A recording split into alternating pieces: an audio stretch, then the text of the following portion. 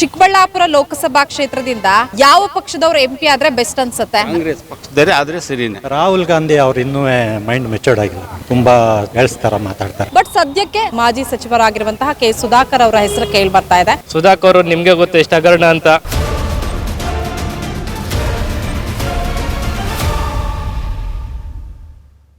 Sir, ನಿಮ್ಮ ಹೆಸರು? ನಮ್ಮ ಹೆಸರು ಭೈರಪ್ಪ ಅಂತ. ಓಕೆ, ಈಗ MP ಎಲೆಕ್ಷನ್ಸ್ ಬರ್ತಾ ಇದೆ.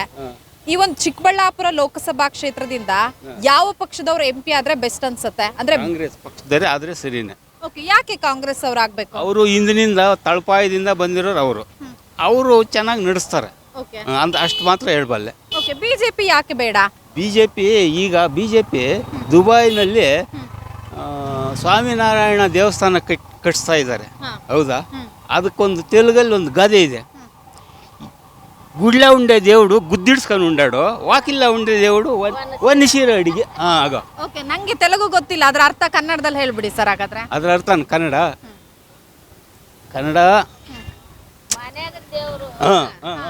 ಮನೆ ದೇವ್ರು ಬರೀ ಬೆತ್ತಲೆ ಅವ್ರೆ, ಬಾಕ್ಲಾಗನ್ ದೇವ್ರಕ ರೇಷ್ಮೆ ಸೀರೆ ಬೇಕು ಅಂತ ಕೇಳ್ತಾರೆ ಅಂತ ಅದ್ರ ಅರ್ಥ. ಬೇಕಿತ್ತ ದುಬೈನಲ್ಲಿ ಅದು ಸ್ವಾಮಿನಾರಾಯಣ ದೇವಸ್ಥಾನ, ಗುಜರಾತ್ನಲ್ಲಿ ಕಟ್ಟಿದ್ರು ರಾಮರ ದೇವಸ್ಥಾನ, ಓಕೆ. ದುಬೈನಲ್ಲಿ ಬೇಕಿತ್ತ ನಮ್ಮ ದೇವಸ್ಥಾನ, ಅಲ್ಲಿ ನಮ್ಮ ಕನ್ನಡದವ್ರು ಅವರೇ ಅದರಿಂದ ಕಟ್ಸ್ತೀನಿ ಅಂದ ಒಂದು ನ್ಯೂಸ್ನಲ್ಲಿ. ಯಾರು? ಮೋದಿ. ನಮ್ಮ ಕನ್ನಡದವ್ರು ಅಲ್ಲಿ ಇದ್ದಾರೆ, ಅವ್ರಿಗೋಸ್ಕರವಾಗಿ ನಾನು ಕಟ್ಸಿದೆ ಅಂದರು. ನಮ್ಮ ಜನ ಎಷ್ಟವ್ರೆ ಅಲ್ಲಿ ಕನ್ನಡದವ್ರು? ಎಷ್ಟು ಪರ್ಸೆಂಟ್ ಇರ್ಬೋದು? 10% ಇರ್ಬೋದು. ಅದಕ್ಕೆ ಕೋಟ್ಯಾಂತರ ರೂಪಾಯಿ 2018ರಲ್ಲಿ ಕೋಟಿಗಳು ಕೊಟ್ಟು ಜಮೀನು ಕೊಂಡವನು. 26 ಎಕರೆ ಅಲ್ಲಿ ಬೇಕಿತ್ತ ದುಬೈನಲ್ಲಿ?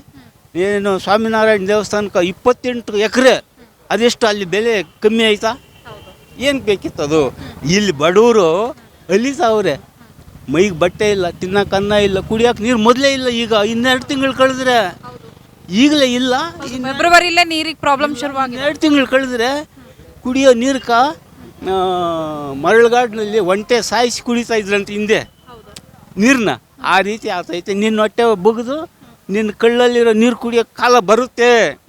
ಇಷ್ಟು ಮಾತ್ರ ಹೇಳ್ಬಲ್ಲೆ.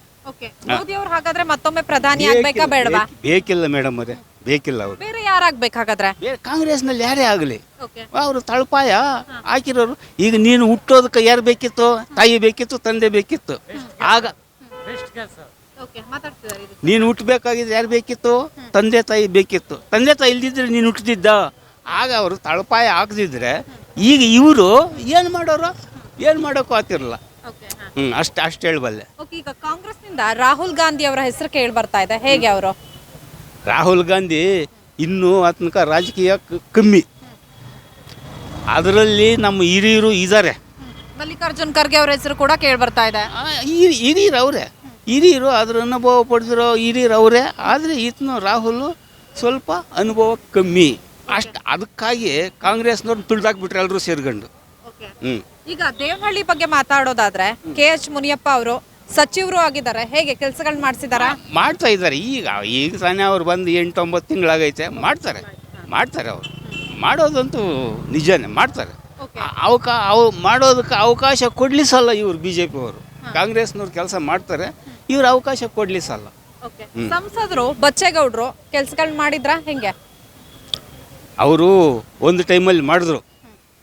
ಅವರು ಒಂದು ಸಾರಿ ಸೋಲೋದಕ್ಕೆ ಈ ಕುಮಾರಸ್ವಾಮಿನ ಕಾರಣ ಆದರು. ಒಂದು ಸಾರಿ ಸೋಲೋದಕ್ಕೆ. ಅದು ಹಿಂದಕ್ಕೆ ಹೋಗಿದ್ರೆ ಈಗ ನನಗೆ 71 ವರ್ಷ, ಸ್ವಲ್ಪ ಜ್ಞಾಪಕ ಶಕ್ತಿ ಕಮ್ಮಿನೇ. ಹಿಂದೆ ಮಾಡಿದ್ರು. ಈಗ ಮಾಡೋದಕ್ಕೆ ಸ್ವಲ್ಪ ಅವ್ರಿಗೂ ಈಗ ನಾನು ಏನು ಮಾಡೋಕ್ಕಾಗುತ್ತೆ? ನಿಮ್ಮ ಹತ್ರ ಮಾತನಾಡೋಕ್ಕೆ ಆಗ್ತಾ ಇಲ್ಲ. 2 ಸಾರಿ ಬಂದಿದ್ದೀನಿ ಇಲ್ಲಿ ನಿಮ್ಮ ಹತ್ರ ಮಾತಾಡೋದಕ್ಕೆ. ಗಮನಿಸಿರ್ಬೋದು, ಅವ್ರು ಗಮನಿಸಿದ್ರು. ನಾನು ಬಸ್ ಕಾಯ್ತಾ ಇದ್ದೀನಿ, ಬಸ್ ಕಾಣಿಸಿದ್ರೆ ಓಡೋಗ್ತೀನಿ.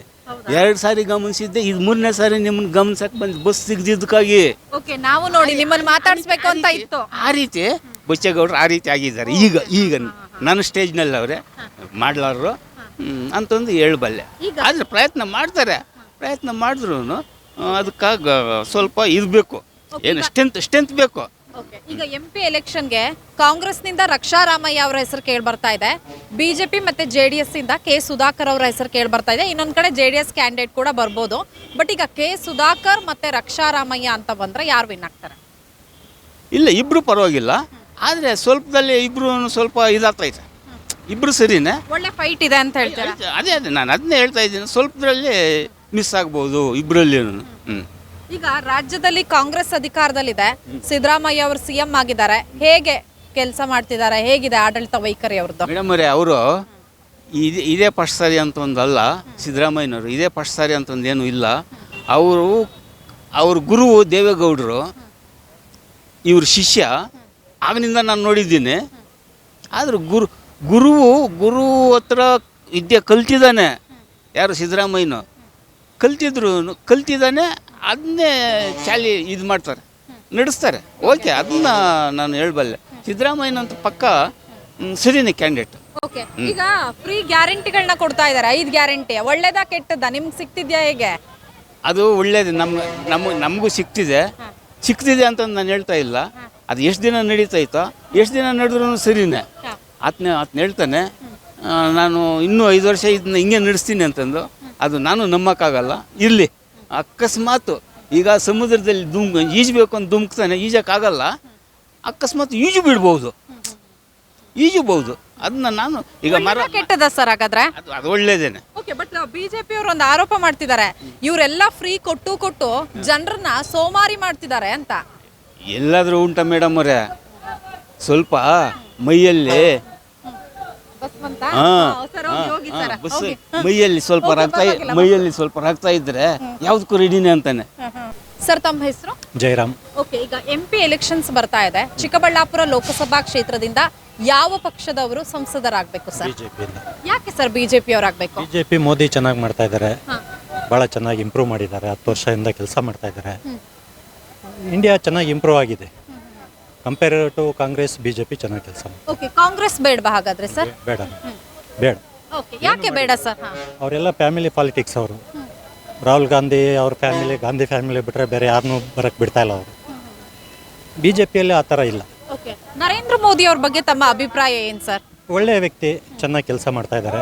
ಸ್ವಾರ್ಥ ಇಲ್ಲ, ತಮ್ಮ ಫ್ಯಾಮಿಲಿಗೆ ಮಾಡ್ಕೋಬೇಕು ಅಂತ ಏನಿಲ್ಲ, ಚೆನ್ನಾಗಿ ಮಾಡ್ತಾ ಇದ್ದಾರೆ ಕೆಲಸ. ರಾಹುಲ್ ಗಾಂಧಿ ಅವ್ರ ಬಗ್ಗೆ? ರಾಹುಲ್ ಗಾಂಧಿ ಅವ್ರು ಇನ್ನೂ ಮೈಂಡ್ ಮೆಚೂರ್ಡ್ ಆಗಿಲ್ಲ, ತುಂಬ ಎಳ್ಸ್ತಾರ ಮಾತಾಡ್ತಾರೆ. ಓಕೆ, ಈಗ ಚಿಕ್ಕಬಳ್ಳಾಪುರ ಅಂತ ಬಂದ್ರೆ ಹಾಲಿ ಸಂಸದರು ಬಚ್ಚೇಗೌಡರು ಇದ್ದಾರೆ. ಕೆಲಸಗಳನ್ನ ಮಾಡಿದ್ರ ಹೇಗೆ?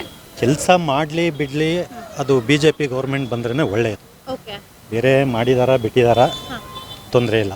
ಓಕೆ, BJP MP ಎಲೆಕ್ಟ್ ಆದರೆ ಅಲ್ಲಿ ಮೋದಿ ಪ್ರೈಮ್ ಮಿನಿಸ್ಟರ್ ಆಗ್ತಾರೆ. ಅಂದ್ರೆ ಇಲ್ಲಿ ಅಭ್ಯರ್ಥಿಗಿಂತ ಪಕ್ಷ ಮತ್ತೆ ಮೋದಿ ಮುಖ್ಯ ಅಂತ ಹೇಳ್ತಿದ್ದೀರಾ? ಹೌದು. BJP ಸೆಂಟ್ರಲ್ BJP ಇದ್ರೆ ನಮ್ಮ ದೇಶ ಚೆನ್ನಾಗಿ ಇಂಪ್ರೂವ್ ಆಗುತ್ತೆ.